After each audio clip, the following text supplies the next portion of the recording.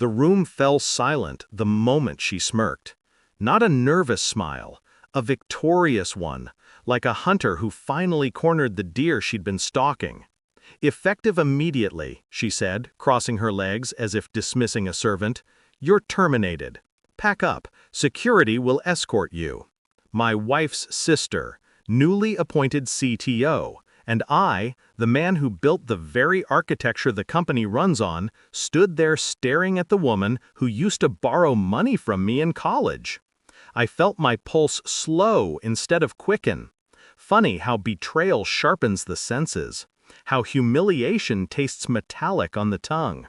She thought she'd won. She thought firing me would make headlines, family tension, power shift in trillion-dollar tech firm. She wanted my wife to celebrate later, probably over wine paid for with my stocks. I didn't argue. No raised voice, no defense.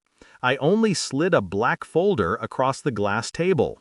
"Before I leave," I said calmly, "read paragraph 4. She rolled her eyes, opened it lazily, then stopped breathing halfway down the page. Her expression, priceless. The color drained from her face. Fingers trembled. She looked toward her father, the CEO, the king she thought she'd impress by slaying me as her first act. "Dad," her voice cracked, "he doesn't work for us." He frowned. "What do you mean?" She swallowed hard. "He licenses the tech to us. We don't own it. He does." Her eyes flicked back to the paper. Paragraph 4. Signed by legal. Ironclad. "We just fired," she whispered, "our only engineer authorized to legally maintain the source." Silence. I savored it. Cold. Precise. The irony? This wasn't even the first betrayal of the month. Just last week, my daughter-in-law called. Her voice sugary, but anything sweet that lingers too long turns rotten. "If you want to join Thanksgiving, come wash the dishes," she said.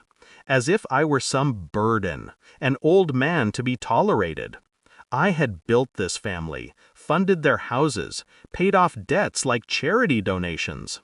They smiled when they needed me, forgot my existence when they didn't. I replied only one word: enjoy, because I had already left. Not just physically, emotionally, silently. I bought a villa in Switzerland months earlier. Glass walls, heated floors, a view of white mountains cutting through clouds like knives. But I told no one. Let them think I lived the same routine. Let them believe I'd always be available at the edge of their entitlement. Looking back, every red flag feels obvious. My wife canceling dinners with me to support her sister's late-night projects. My code being requested strangely often. Conversations pausing when I walked into rooms. Her father suddenly asking for direct access to my server. I wasn't paranoid, I was observant. And I learned a long time ago, the silent man controls the stage. I pretended not to notice, pretended to be the oblivious husband praying for approval, the kind they thought they could outsmart. Meanwhile, I set traps. Digital ones. Tiny relicensing clauses buried inside technical paperwork they signed blindly. Encrypted server keys only I could renew. AI modules dependent on my authentication heartbeat code. No confrontation, no suspicion, just quiet architecture becoming a noose. I watched them. My wife texting late nights, face glowing in blue light she thought I was too asleep to see. Her sister laughing over drinks about soon running things without the old guard. Her father praising their new leadership vision. I didn't ruin anything. I simply waited. And people destroy themselves eventually. The legal email came at 2:14 a.m. Board approves promotion. CTO replacing previous architect. Compensation shifted. I remember the moment clearly. I was sitting on the balcony of my villa, snow falling like ash. Swiss silence is loud. It forces you to hear your own heartbeat. I smiled, a tired, relieved smile, because the snake had finally bitten its own tail. Back in that boardroom, she kept flipping pages hoping reality would change. The CEO snatched the document, eyes scanning rapidly. His jaw tightened.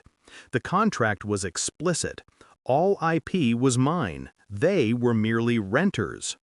Termination revoked licensing immediately. Without me, their product collapses. His eyes lifted to meet mine. A silent confrontation. No anger, just the dawning horror of consequences. "You planned this," he murmured. I didn't respond. I didn't need to. The truth sat between us like a blade. She, the ambitious sister, now looked like a child who burnt the house to prove she could start a fire. I watched her break without saying a word. I rose from my seat. Slow, deliberate. "I'll collect my things," I said. "No," he stood. "Let's discuss this." But I was already walking. Power isn't loud. It's quiet abandonment. My phone buzzed the moment I left the building. First call, then another, then dozens. 71 missed calls, most from my daughter-in-law. The same woman who demanded I wash dishes for a seat at the table. Earlier that morning, I had posted a photo on the family group chat. Me, holding a glass of wine on a terrace in Switzerland. Snow behind me like untouched purity. Caption, just one word, home. Now their messages flooded. Fake warmth, forced concern, sudden love. I turned the phone face down, let it vibrate itself into silence. Tonight, I sit alone by the fireplace. No shouting, no begging, just the crackle of wood and the soft hum of a life regained. People think revenge is loud, explosive, messy. But real revenge? It's silence. It's walking away with everything they thought they owned. It's letting them realize, too late, what you were worth. Tomorrow they'll scramble, legal teams clawing for loopholes that don't exist. My wife will realize she chose the wrong side of the war. The sister will taste failure the way I tasted betrayal. Slowly, bitter, unforgettable. I feel nothing. No pity, no anger, just clarity. You don't raise your voice when you've already won. I sip my wine, watching the snow fall soft as forgiveness I never promised. They fired me, but I walked away owning everything. And like winter, I don't return once I leave.